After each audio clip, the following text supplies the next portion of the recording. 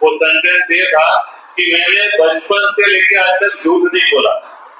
उसमें जगत गुरु एक इधर हाथ बैठे थे, उठ के दादी के पीठ होके उधर माता जी थोड़ा बहुत झूठ बोलते। तो दादी जी का इतना शास्त्र पढ़ के भी हमारे जीवन में सत्यता नहीं आई तो क्या फायदा ऐसा शास्त्र पढ़ के। आज हमारे भारत का मूल मंत्र है सत्य में जयते, लेकिन आपको लगता है कि पूरे गुजरात में एक आदमी मिलेगा जिसने कभी झूठ ना बोला? मिले?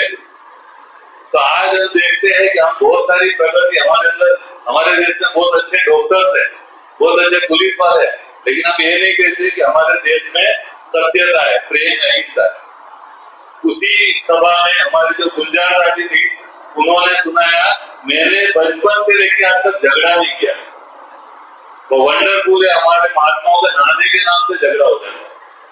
ठीक है, चिंगारी कोई ऐसी भड़के तो सावन आग बुझाए, सावन जो आग लगाए तो उसे कौन बुझाए? मझधार में फंसी हुई नाव को नाविक पार लगाए, नाविक जो नाव डुबाए तो उसे कौन पार लगाए? तो जिसका काम है हमारे जीवन में प्रकाश लाने का, वो खुद ही जेल की यात्रा कर रहे हैं। तो हमें क्या जेल की यात्रा करनी है, महल की करनी है? हमारे मोरारी बापू को एक इंटरव्यू में पूछा कि भाई साहब आपका संदेश क्या है? उसने एक ही संदेश बोला, आज भी आदमी से प्यार करता हूँ। बस एक छोटा सा संदेश है कि आदमी और आदमी के बीच में जो प्यार है वो बना रहे, यही मेरे जीवन का संदेश है। तो कहने का भाव है आज हमारी गुंजार दादी जैसी व्यक्ति पूरे संसार में नहीं है। उसे में हमारी दादी जानकी जी के उन्होंने सुनाया बचपन से लेकर आज तक मैंने ठगी नहीं की, बिना पूछे कोई चीज उठाई नहीं। तो आज संसार के अंदर बहुत बड़े महात्मा है, बहुत बड़ी यूनिवर्सिटी है, बहुत सारे कॉलेज है, लेकिन जो सत्यता, प्रेम, अहिंसा जो भारत की नींव है, जो भारत को विश्व गुरु बना सकती है, वो आज हमारे जीवन में नहीं है। मुझे मालूम है अरविंद घोष जो एक बहुत बड़े क्रांतिकारी थी, 1920 की घटना है। जब वो क्रांतिकारी थी, अंग्रेजों ने उसको पकड़ के कोठरी में बंद कर दिया। 2 साल तक एक ही कोठरी में अकेले रहे। 2 साल के बाद जब वो बाहर निकले और उनको कहा, जो उनके दोस्त थे, बोला चलो फिर से क्रांति में जुड़ जाओ। तो बोला अब मैं क्रांति करे मैं नहीं जुड़ूंगा। तो बोले क्या आप अंग्रेजों की यातनाओं से डर गए हो?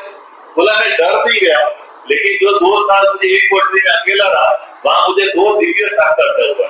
एक साक्षात्कार हुआ कि भारत देश आजाद हो जाएगा, और आप देखें कि आज हम आजाद हो गए। उसका पहला साक्षात्कार तो पूरा हुआ। दूसरा उसको जो साक्षात्कार हुआ कि भारत देश विश्व गुरु बनेगा और भारत पूरे विश्व की प्रशासन करेगा। उस समय भारत के अंदर एक भी अवगुण वाला व्यक्ति नहीं होगा जिसके अंदर कोई अवगुण हो। तो उन्होंने कहा वो कैसे होगा? तो उन्होंने कहा योग के माध्यम से। और उन्होंने पांडुचेरी में एक आश्रम बनाया जो योगाश्रम था, जहां पर हम अपने मनोविकारों पर जीत पाए।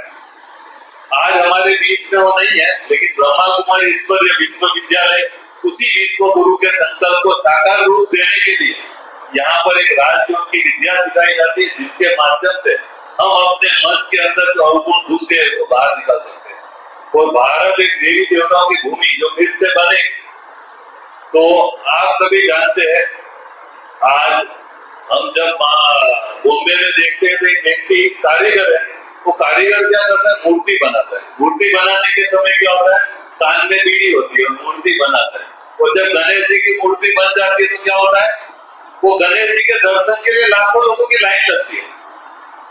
लेकिन जिसने वो मूर्ति बनाई है, कहते हैं जिसकी रचना इतनी सुंदर और रचनाकार कितना सुंदर होगा, लेकिन वो रचनाकार को कोई देखना भी पसंद नहीं करता, उसे साइड कर देता।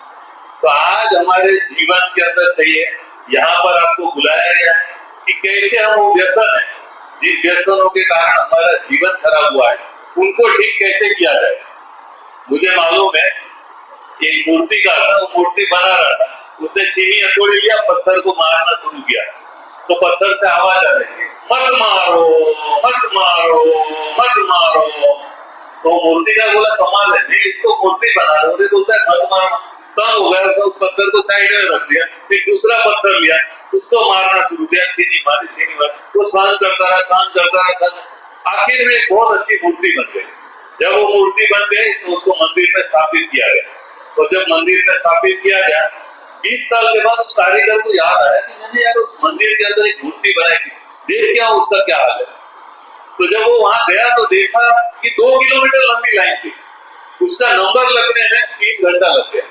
जब वो मूर्ति के पास पहुंचा, उसने कहा देखा कि जिस मूर्ति को उसने बनाई उसको तो सोने का ताज लगा हुआ है, उसके आगे 56 भोग लगा हुआ। उसको बड़ा खुश हुआ कि यार मैंने जो मूर्ति बना था उसका क्या सम्मान। तो वो जैसे जैसे झुका तो एक नीचे पत्थर था, तो ऐसे झुका तो उसको आवाज आने लगी, मत मारो मत मारो। तो उसने कहा ये आवाज कहाँ से आ रही, तो आवाज की दिशा में गया तो बाजू में एक पत्थर पड़ा, इस पे लोग नारियल तोड़ रहे थे। तो उसने देखा अरे ये तो वही पत्थर है, अगर उस पत्थर ने उस समय शांत किया होता तो आज ये यहाँ होता। तो आपको कौन सा पत्थर बनना है, नारियल तोड़ने वाला बनना है या मूर्ति बनना है? वो हमारे टीचर, हमारी बहनें, हमारे जो भी बड़े हैं, जो हमें लगता है कि हमें क्यों बोल रहे, लेकिन ये अगर आपने शांत करके अपने जीवन के अंदर चेंज लाया तो कल आप एक मूर्ति होंगे, हजारों लोग आपको देखने के लिए आएंगे, आपके माँ बाप को भी डर होगा कि मेरे बेटे ने मेरा नाम रोशन किया। तो इसलिए ये कि आज इन व्यसनों के कारण कितना नुकसान हुआ। पहले एक गीत बजता था, कौन सा था, दिल एक मंदिर है। हमारा दिल कैसा था, मंदिर जैसा। मंदिर में क्या होता है, मंदिर में गए हो, कौन कौन गए थे हाथ उठाओ। अच्छा, मंदिर में क्या होता है, हाँ क्या होता है मंदिर में? दारू मिलती है, शराब क्या मिलती है, अगरबत्ती की खुशबू होती है, फूल होते हैं, मूर्ति होती है, देखने से मन खुश हो जाता है।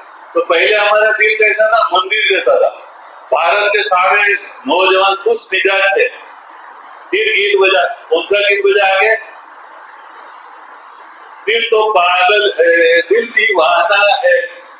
अब क्या हुआ, दिल पागल हो गया, क्यों, व्यसनों के पीछे।